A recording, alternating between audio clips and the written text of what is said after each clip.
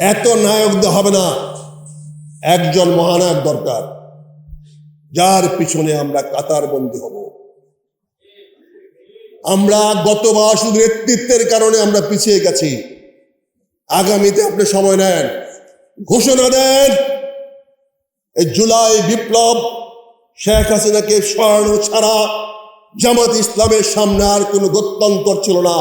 কাজে শেখ হাসিনাকে সরানো হয়েছে, তার কৃতিত্ব জামাত ইসলামের ডক্টর শফিকুর রহমানের। এই সন্তানের পিতার দাবি কাউকে না কাউকে করতে হবে। কেউ মানলো কি মানলো না সেটা দেখার বিষয় না, আমাকে বলতে হবে, জামাত ইসলামকে পরিষ্কার করে বলতে হবে এই বিপ্লবের একমাত্র ধারক জামাত ইসলামী। কে কি বললো জানার দরকার নাই। উনাকে বলবেন স্থপতি, উনাকে বলবেন মাস্টার মাইন্ড, উনাকে বলবেন মনে পিছনে ছিল। কেন রে ভাই? আমরা তো ভিলেনকে চিনি, রাবণকে তো আমরা চিনি। রাবণ শেখ হাসিনা আজকে এখনো কথা বলে। আর এই রাবণের যে পতনের পরে যিনি ভাগিদার হয়েছেন, যিনি হালুয়া রুটি খাচ্ছেন, তিনি কিছু বলেন না।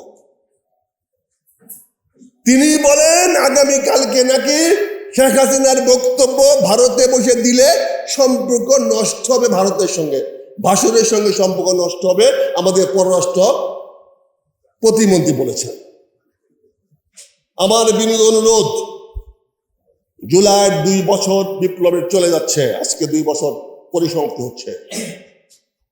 আমরা তো কথা বলেছি, আমরা তো পিছনের সারি লোক ছিলাম না।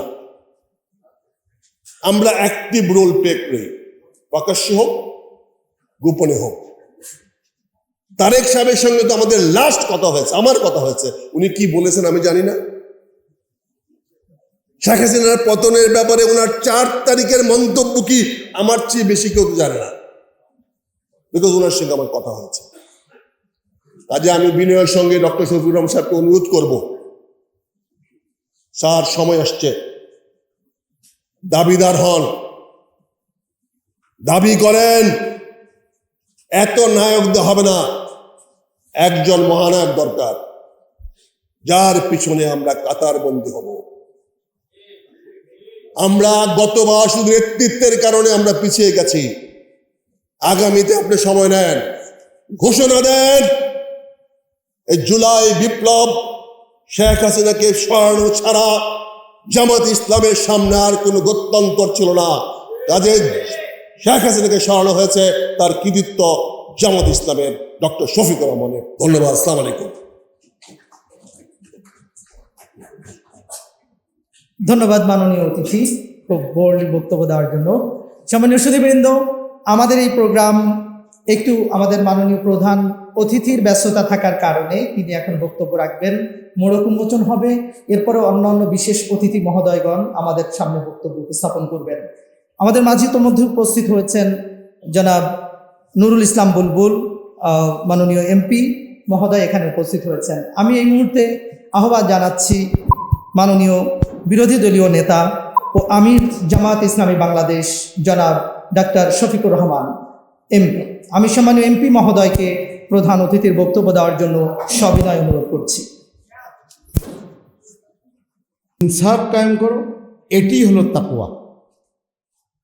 সেটি যদি তাকওয়া হয়, আমাদের ছাত্র ছাত্রীরা সেটির আওয়াজ করলেন, উই ওয়ান্টস জাস্টিস। এটিকে সামাজিকভাবে প্রতিষ্ঠা করার জন্যই তারা মাঠে নেমেছে। আরেকটি হলো ওয়ারফাইল্লাহুল্লাযীনা আমানু মিনকুম আল্লাযীনা উতুল ইলমা দারাজাত, যারা ঈমান এনেছেন আর যাদেরকে জ্ঞান দেওয়া হয়েছে, প্রজ্ঞা দেওয়া হয়েছে, হিকমত দেওয়া হয়েছে, যাদের যোগ্যতা আছে, মেধার ভিত্তিতে সমাজ পরিচালনার জন্য তারা যে আওয়াজ তুলল, আল্লাহ বলেন দারাজাত, যাদের মেধা আছে, যোগ্যতা আছে, তাদেরকে আল্লাহ তাআলা দারাজাত দিবেন। দারাজাতের তাফসিরে বলা হয়েছে আল মুখলিসুন, আল মুত্তাকুন, যারা মুত্তাকি, যারা মুখলেস, এবং যারা জাতু শরফ, যারা বিভিন্ন যোগ্যতার অধিকারী, আল মুতকিনুন, এক্সপার্ট, তারা যে অধিকার আদায়ের জন্য আওয়াজ তুলেছিল যে কোটা নয় মেধা, এই মেধার যে আওয়াজ তুলে তারা আন্দোলন করতে করতে এক পর্যায়ে ছাত্র ছাত্রীদের উপরে যেভাবে জুলুম নির্যাতন শুরু হয়েছিল, আমরা ইতিপূর্বে শুনেছি ঢাকা মেডিকেলে আমাদেরকে যাওয়ার মতো সুযোগ দিচ্ছিল না, এদিকে সলিমুল্লাহ মেডিকেলে ঢোকার সুযোগ দিচ্ছিল না, এক পর্যায়ে ন্যাশনাল মেডিকেলে যেয়ে দেখা গেল রক্তর পর রক্ত ছাত্র ছাত্রীদের, ঢাকা ইউনিভার্সিটির ছাত্র ছাত্রীদের রক্তে ভেসে যাচ্ছে। সর্বোপরি 16ই জুলাই থেকে মাদ্রাসার ছাত্ররা একাকার হয়ে গেল ছাত্র জনতার এই যৌক্তিক দাবির পক্ষে। আমি সংক্ষিপ্তভাবে বলতে চাই, বিশেষ করে এই 16ই জুলাইয়ের পরে টঙ্গী থেকে এদিকে উত্তরা পর্যন্ত, যাত্রাবাড়ি থেকে সাইনবোর্ড পর্যন্ত, যাত্রাবাড়ি থেকে এদিকে পোস্তকলা ব্রিজ পর্যন্ত আন্দোলনের ভ্যানগার্ড তৈরি করে তামিরুল মিল্লাত কামিল মাদ্রাসার মেন ক্যাম্পাস এবং টঙ্গী ক্যাম্পাসের ছাত্ররা মাঠে নেমে ছাত্র জনতার সাথে তারা একাকার হয়ে শহীদ হয়ে বুক পেতে দিয়ে এমনকি উপর থেকে হেলিকপ্টার বোমা মেরে তাদেরকে তছনছ করা হচ্ছিল, কিন্তু তারা ময়দান ছেড়ে যায়নি, সকলেই দেখেছেন।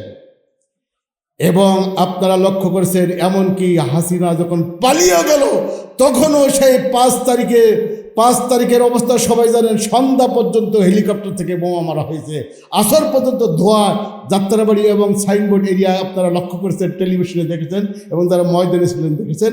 অতএব মাদ্রাসা ছাত্রদের যে অবদান এবং আলিয়া মাদ্রাসার ছাত্রদের সাথে এদেশের কওমি মাদ্রাসার ছাত্রদেরকে নামানো হয়েছিল, তারাও মাঠে নেমে উই ওয়ান্ট জাস্টিসের পক্ষ হয়ে তারা এই সমস্ত অসহায় ছাত্র ছাত্রীদের পক্ষ নিয়ে মাঠে অটল এবং অবিচল ছিলেন।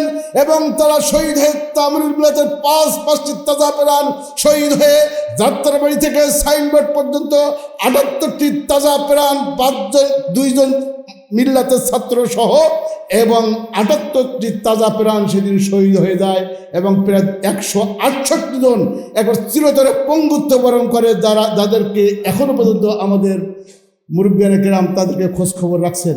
তাই আসুন, এ দেশে আবার মাঝে মাঝে শোনা যায় উকিঝুঁকি মারছে আসার জন্য। আমাদেরকে নিশ্চিত বিশ্বাস করতে হবে পৃথিবীর ইতিহাসে পালানো ফ্যাসিস্ট কোনো শক্তি আর নতুন করে আসতে পারে না। কিন্তু বাংলাদেশে আমাদের বাচ্চু ভাই এখানে আছেন, ওনারা যে সনদে স্বাক্ষর করেছিলেন, যে জুলাই সনদ, এই জুলাই সনদ যদি বাংলাদেশে বাস্তবায়িত না হয় তাহলে আবার নব্য ফ্যাসিস্ট তৈরি হবে। আবার আজকে পেপার পত্রিকায় এবং আজকের ফেসবুকে দেখছি আবার অস্ত্রের ঝঞ্ঝনানি। আসুন, এই অস্ত্রবাজ বন্ধ করতে হবে, সন্ত্রাসীদেরকে চিরতরে স্তব্ধ করে দিতে হবে, আর কোন নব্য ফ্যাসিস্ট এদেশে তৈরি হতে দেওয়া যাবে না। যদি আবার কেউ তৈরি হতে চায় তাদেরকে মনে রাখতে হবে ওয়াসায়ালামুল্লাযীনা যালামু আইয়া মুনকালাবি ইয়ানকালিবুন। জালেম স্বৈরাচার ফ্যাসিস্ট শক্তি ওয়াসিলে জানবে কিভাবে পালিয়ে চলে যেতে হয়, যেভাবে রান্না করে ভাত ফেলে পালাতে হয়েছিল, আবারও নতুন কোনো শক্তি আসলে তাদেরকে পালাতে হবে। ওয়াসাইহুজামুল জামউ ওয়া ইউওয়াল্লুনা দুবুর। যত শক্তি সাহস অস্ত্র শস্ত্র পুলিশ বিডিআর আর্মি থাকুক না কেন, সমস্ত শক্তি পরাস্ত হবেই হবে, পিছনের দরজা দিয়ে পালিয়ে যেতে হবে। আসুন, বাংলাদেশকে সন্ত্রাস মুক্ত, অপরাধ মুক্ত, মাদক মুক্ত, দুর্নীতি মুক্ত আদর্শ মানবিক সমাজ গঠনের লক্ষ্যে আমরা জুলাই সনদের বাস্তবায়ন চাই। আল্লাহ তাআলা সে তৌফিক দান করুন। আসসালামু আলাইকুম ওয়া রাহমাতুল্লাহি ওয়া বারাকাতুহু।